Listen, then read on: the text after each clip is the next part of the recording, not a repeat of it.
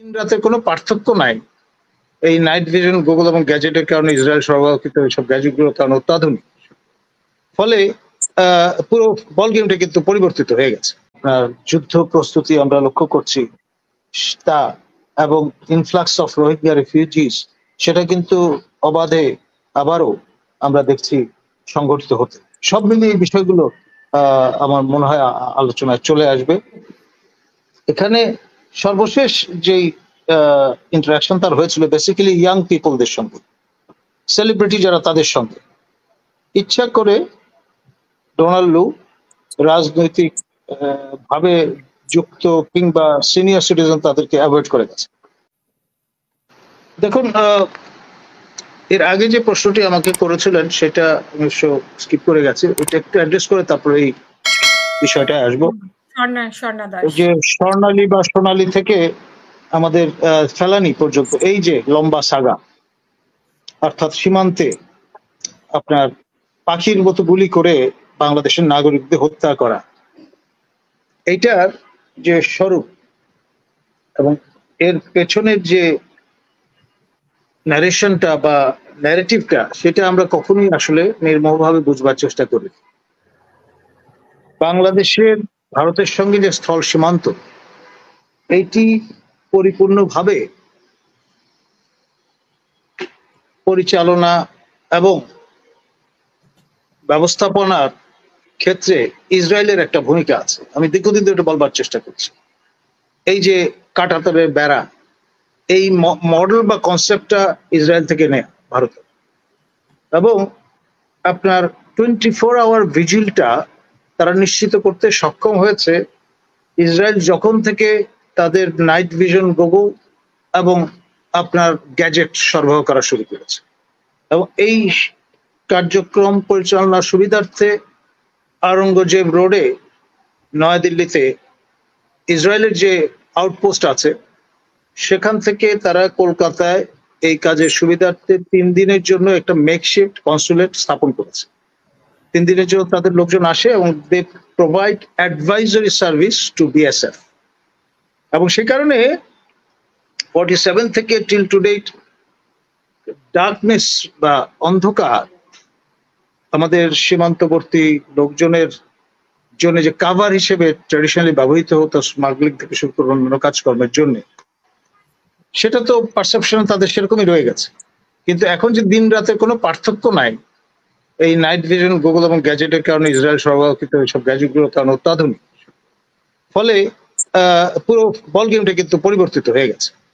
আমি successive director general যারা আপনার আমাদের আগে বিডিআর, বর্তমানে বিজিবি নাম ধারণ করেছে যে প্রতিষ্ঠানটি, তাদেরকে জানিয়েছি তাদের আসলে to be honest with due respect ওই অর্থে ক্লু নাই, এবং তারা মনে করেছেন একটা গ্রে এরিয়া, এর ভিতরে পা দিলে আমাদের সামরিক কালচারে যে ব্যাপারটি আছে, if you know too much, if you are in the loop, you are in trouble. মানে এই যে কালচার থেকে আমাদের বেরিয়ে আসতে হবে। নলেজ বেস যদি এনহান্স করা না যায়, তাহলে অত্যাধুনিক সামরিক শক্তি অর্জন সম্ভব নয়। এবং আধুনিক ওয়ারফেয়ার হচ্ছে বেসিক্যালি কৌশলের সুপিরিয়রিটি যার থাকবে তার পক্ষে বা অনুকূলে থাকবে যুদ্ধ পরিস্থিতি। সে বিষয়টা আমাদের ভুলে গেলে চলবে না। যাক, পরবর্তী যে প্রসঙ্গটি আপনি উত্থাপন করেছেন, এটি আপনার যদি বিশ্লেষণ করতে হয় তাহলে আমাদের 2+2 যে দিল্লিতে বৈঠক হয়েছিল 7 জানুয়ারি নির্বাচনের আগে, সে বিষয়টা ভুলে গেলে চলবে না। এবং ওই আন্ডারস্ট্যান্ডিং এর ভিত্তি করে মার্কিনিরা দীর্ঘদিনের তাদের স্টেট ডিপার্টমেন্টের যে পলিসি, সেখান থেকে ব্যাক গিয়ারে চলে যায়। They allowed Hasina to conduct 7 January 2024 elections. এবং এই যে ট্যাকটিক্যাল রিট্রিটটা, তার সঙ্গে ওই নির্বাচনের প্রাককালে ডোনাল্ড লু মহোদয়ের ঢাকা আগমনের একটা সম্পর্ক আছে। খেয়াল করে দেখেন, অন্যবার তিনি এসে হয় সিভিল সোসাইটি কিংবা আপনার রাজনৈতিক নেতৃবৃন্দের সঙ্গে কথা বলেছেন, শোল্ডার রাব করেছেন, এবং যাদের সঙ্গে সিভিল সোসাইটি, যাদের সঙ্গে মিট করেছেন তাদের অনেকেই কিন্তু বর্তমান মন্ত্রিসভায় স্থান পেয়েছেন বা উপদেষ্টা মণ্ডলীতে স্থান পেয়েছেন। সর্বশেষ যে ইন্টারাকশনটা মার্কিন সেন্টারে আমরা লক্ষ্য করি, মার্কিন নির্বাচনকে সামনে রেখে সেখানে আমাদের honourable adviser Sharmin Morshed resource person হিসেবে উপস্থিত ছিল। আমাদের এই বিষয়গুলো আমরা যদি অনুধাবন না করি তাহলে নলেজ গ্যাপ থেকে যাবে। এবং এখানে সর্বশেষ যেই ইন্টারাকশন তার হয়েছিল বেসিক্যালি ইয়াং পিপলদের সঙ্গে, সেলিব্রিটি যারা, তাদের সঙ্গে ইচ্ছা করে ডোনাল্ড লু রাজনৈতিক ভাবে যুক্ত কিংবা সিনিয়র সিটিজেন তাদেরকে অ্যাভয়েড করে গেছে। এইবার আবারও তার আসার সময় হয়েছে। 22 সেপ্টেম্বর তারিখে আমাদের মাননীয় প্রধান উপদেষ্টার 7 সমুদ্র নদী পার হবার কথা, তার আগেই তিনি আসবেন এবং এইবার কোন বল গেম আমরা দেখতে পাই সেটাও আমাদের খেয়াল রাখতে হবে। আর যেই বার্তা মার্কিনীরা বারবার দেওয়ার চেষ্টা করেছে, প্লুরাল স্পেস বা ডেমোক্রেসি ডিফেন্ড করতে হবে, এনহান্স করতে হবে এবং কোন অবস্থায় এই স্বৈরতান্ত্রিক চিন্তা ভাবনা, টিরানিক্যাল যে রুল, সেটা কন্টিনিউ করার কোনো সুযোগ নেই। এবং সাউথ এশিয়ায় যে দীর্ঘদিনের যে ট্র্যাডিশন, আপনার ন্যায্যতার যে ধারণা, সেটি যাতে ইরোডেড না হয় এবং প্রতিটি ইন্ডিভিজুয়াল তার যে pursuance for better life, quality life, সে ব্যাপারে সবাইকে যাতে স্পেস তৈরি করে দেওয়া যায় সে লক্ষ্যে মার্কিনীরা কাজ করছে। এবং ওই বিষয়টা যেমন সঠিক বা ঠিক আছে, তার পাশাপাশি এই মোদিজি কিংবা অন্য যারা ভারত থেকে এই সময়টায় নর্থ আমেরিকায় মার্কিন যুক্তরাষ্ট্রে যাচ্ছেন, তারা ডেফিনেটলি যে এজেন্ডাগুলো নিয়ে যাচ্ছেন সেখানে বাংলাদেশ প্রমিনেন্টলি ফিচার্ড হবে।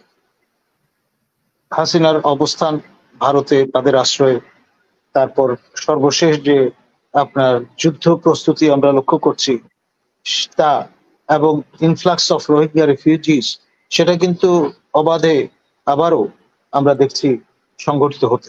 সব মিলিয়ে এই বিষয়গুলো আমার মনে হয় আলোচনায় চলে আসবে।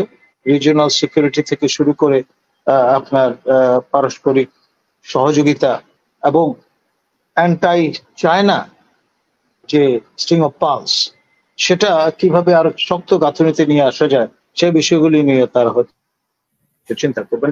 ভুলে গেলে চলবে না, ভারত মার্কিন যুক্তরাষ্ট্রের strategic partner, at the same time ইসরায়েলেরও স্ট্র্যাটেজিক পার্টনার।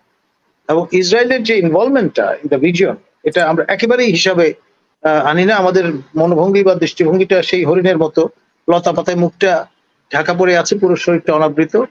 এবং আমরা যেহেতু ইসরায়েলকে রিকগনিশন প্রদান করিনি, সেই কারণে আমরা মনে করি তারা ইনকমিউনিকেটও, তাদের সঙ্গে আমাদের কোন রকমের খোঁজখবর করার প্রয়োজন নেই।